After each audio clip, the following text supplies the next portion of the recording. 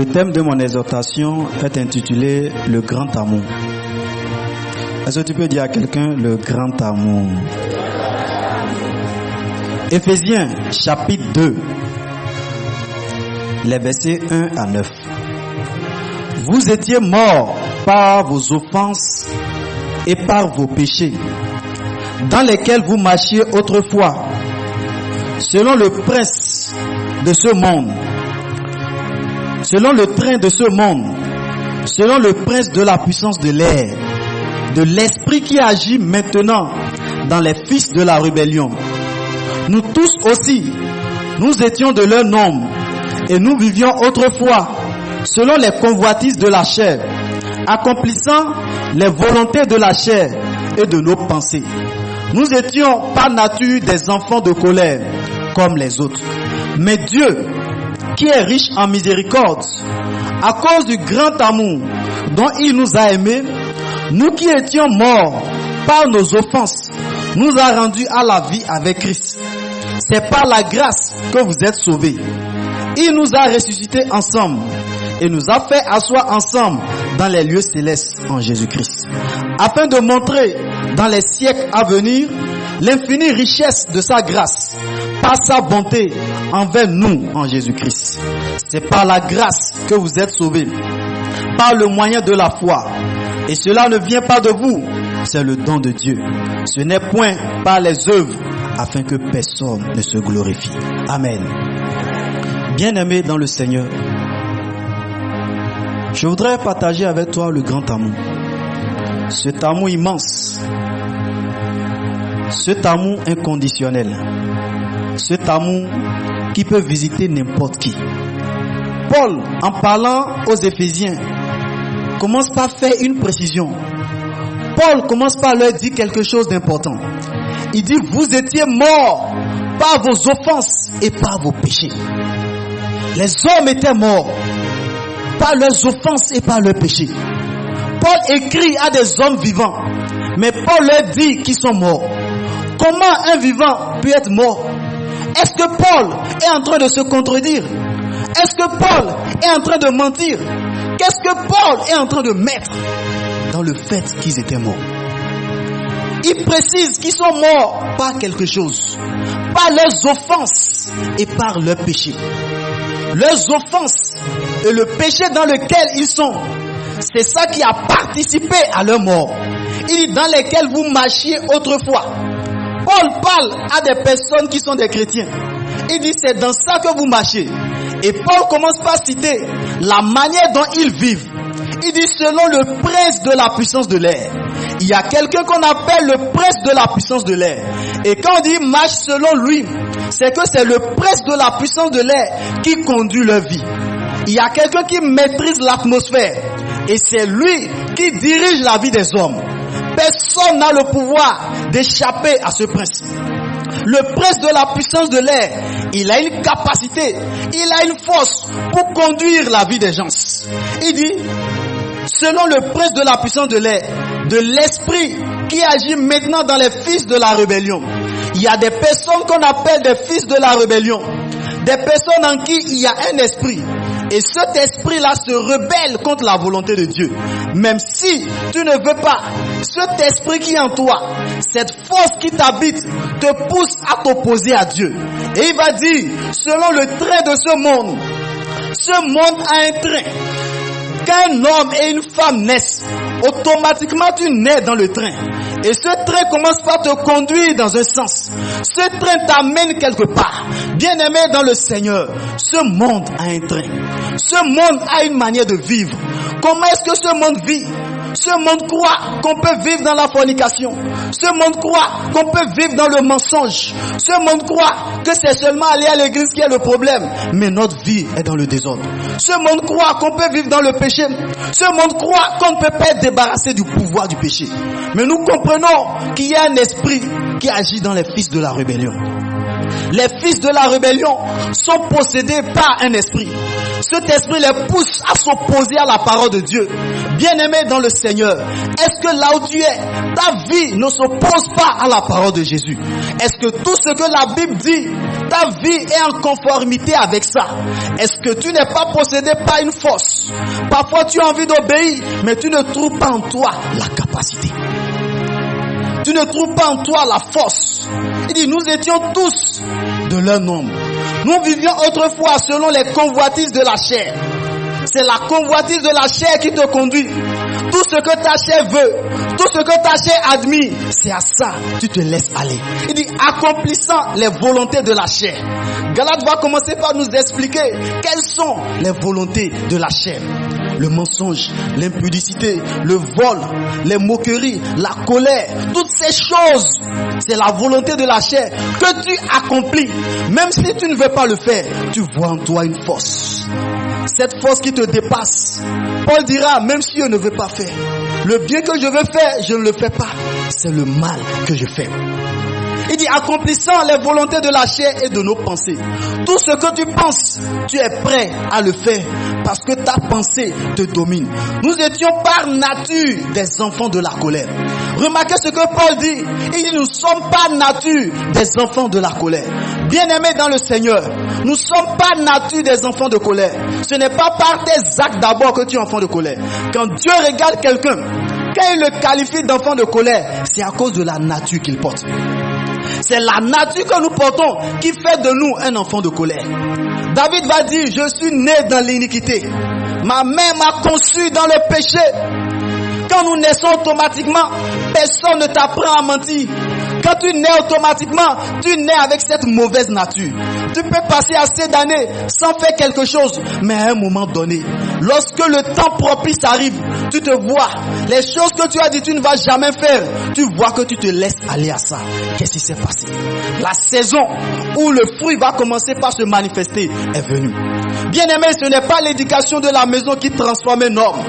Ce n'est pas ton appartenance à une église qui va te transformer. Jésus n'est pas venu pour l'église. Jésus est venu établir son royaume. Au ciel, Christ ne va pas demander à quelle église tu appartiens. Au ciel, Christ ne va pas demander comment tu as été baptisé. Au ciel, Christ ne va pas demander est-ce que tu as pris la communion. Au ciel, Christ ne va pas demander quelle activité tu fais dans l'église. La seule chose qu'il va regarder, est-ce que la nature rebelle à lui, au-dedans de toi, a été ôtée? Il va dire, je vous dirai ce dernier jour, ouvrier d'iniquité. Ouvrier d'iniquité. Dieu avait tout mis en Adam. Dieu l'avait mis dans la bonne position. Dieu a mis son esprit en lui.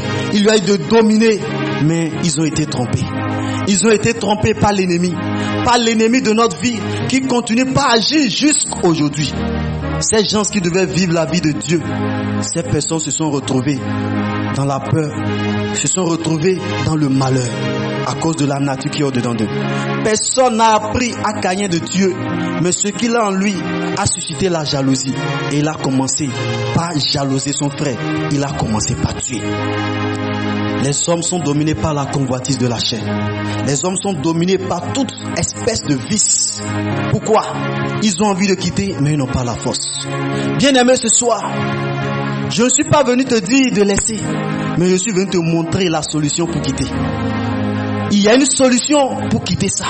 La Bible dit à tous ceux qui l'ont reçu, à tous ceux qui croient en elle, elle a donné le pouvoir de devenir enfant de Dieu. On ne naît pas enfant de Dieu, on devient enfant de Dieu. Tu peux porter un nom chrétien, mais Christ ne te voit pas comme un chrétien. Bien-aimé, quelle est ta vie? Si Jésus te regarde, est-ce qu'il est d'accord avec toi? Quelle est ton intimité avec Jésus? Est-ce que tu es sauvé? Est-ce que ton âme est sauvée? Il dit, nous qui étions morts par nos offenses, nous a rendus à la vie. Ils étaient morts par le péché. Quand quelqu'un vit dans le péché, même s'il marche, même si tu donnes l'argent à l'église, Dieu te voit comme un mort. Tu es mort. Bien-aimé, qu'est-ce que Dieu a fait? Il dit, il nous a rendus à la vie avec Christ. C'est avec Christ que nous sommes rendus à la vie. C'est avec Christ qu'il y a de transformation. C'est avec Christ qu'une prostituée peut être transformée. C'est avec Christ que la vie nouvelle peut venir. Cette vie où tu ne fais pas d'efforts avant d'obéir à Jésus. Cette vie où tu sens au-dedans de toi la soif de lui appartenir. Cette vie où tu reconnais ton identité. Cette vie où personne ne te force avant de chercher la parole du Seigneur. C'est une vie. Il dit, avec Christ Christ, il nous a rendu à la vie. Comment? Comment est-ce qu'il nous a rendu à la vie avec Christ? Il dit, il nous a ressuscités ensemble. Comment il nous a ressuscités? La résurrection, c'est le fait de quitter la mort à la vie. C'est le fait de vaincre la mort. Avant que nous soyons ressuscités avec Christ, Christ est d'abord mort. Qu'est-ce que Christ a fait pour la délivrance des hommes? La Bible dit que Christ a porté nos péchés. Le péché qui est en train de te dominer, cette impudicité qui te domine, ce vol qui te domine, cette manière de vivre qui te domine, Christ a déjà porté ça. Il a pris ça sur lui. Il est parti à la croix. Il a pris pour tout le monde entier et il est parti à la croix. Il a pris le péché de l'humanité et il est parti à la croix. À la croix de Golgotha, on l'a crucifié. Lorsqu'on était en train de le crucifier, cette nature rebelle, cette nature qui empêche les hommes d'obéir à Jésus, cette nature était en train d'être crucifiée. Cette nature qui ne te permet pas d'obéir à Dieu, cette nature était en train d'être crucifiée. Elle a été crucifiée. Christ est mort et il est ressuscité en nouveauté de vie. Par la mort, il a anéanti le pouvoir de cette nature. Par l'œuvre de la croix, il a anéanti cette mauvaise nature. Et quiconque va mettre sa foi en cette œuvre de la croix de Golgotha, je ne parle pas de celui qui connaît cette œuvre, mais c'est celui qui l'a expérimenté. Quiconque peut mettre sa foi en l'œuvre que Jésus a faite à la croix, quiconque peut se repentir de ses péchés ce soir, quiconque peut reconnaître qu'il est un pécheur, quiconque peut reconnaître que sa vie n'est pas adéquate à la volonté de Dieu, ce soir, le Christ qui a sauvé des hommes, il est prêt à te sauver également. Il est prêt à te libérer. Il est prêt à te donner une vie nouvelle. Parce qu'on ne connaît pas le jour de la mort. Bien aimé, en quittant ici, tu peux perdre la vie. Après la mort, où ira ton âme? Après la mort, où ira ton âme? Que sait-il un homme de gagner le monde s'il perdait son âme? Tu cours derrière l'argent. Cet argent ne va pas te suivre pour aller au ciel. Ce n'est pas mauvais de travailler, mais avec quelle vie tu es en train de travailler? Les récompenses éternelles appartiennent à ceux qui ont accepté Jésus. Bien-aimé, quelle est ta vie? Christ est disponible ce soir pour t'aider. Il dit, c'est par la grâce que nous sommes sauvés. Ce n'est pas par nos œuvres. Il ne te demande pas de faire une œuvre. Il te demande de te repentir ce soir. Si tu peux te repentir de tes péchés, tu reconnais que tu es un pécheur. Tu reconnais la vie secrète que tu es en train de mener. Comme beaucoup l'ont déjà dit ici. Si tu reconnais, Christ va t'aider. Je ne demande pas qu'est-ce que tu fais dans ton église. Je ne demande pas depuis quand tu es ici. Mais je demande, est-ce que ta vie a rencontré le ressuscité? Est-ce que ta vie a rencontré Jésus? Est-ce que la lumière de Christ t'a éclairé?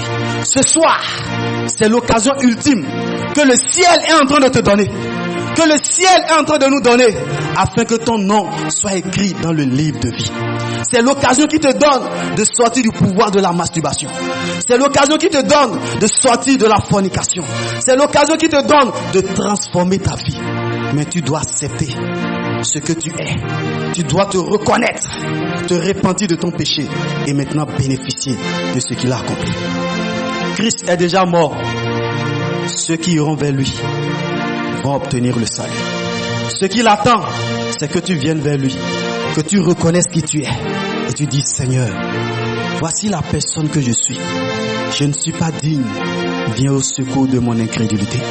Viens au secours de ma vie. Comme ce voleur qui était aux côtés de Jésus ce jour-là. Il dit, s'il te plaît, aide-moi. Jésus dit, aujourd'hui même, tu seras au paradis avec moi. Cette même phrase peut sonner pour toi. Cette même phrase peut sonner pour toi, bien-aimé. Si seulement tu peux ouvrir ton cœur à Jésus. Si seulement tu peux laisser cette vie d'hypocrisie et t'abandonner à lui. Une nouvelle chose va commencer. Les alliances familiales vont tomber.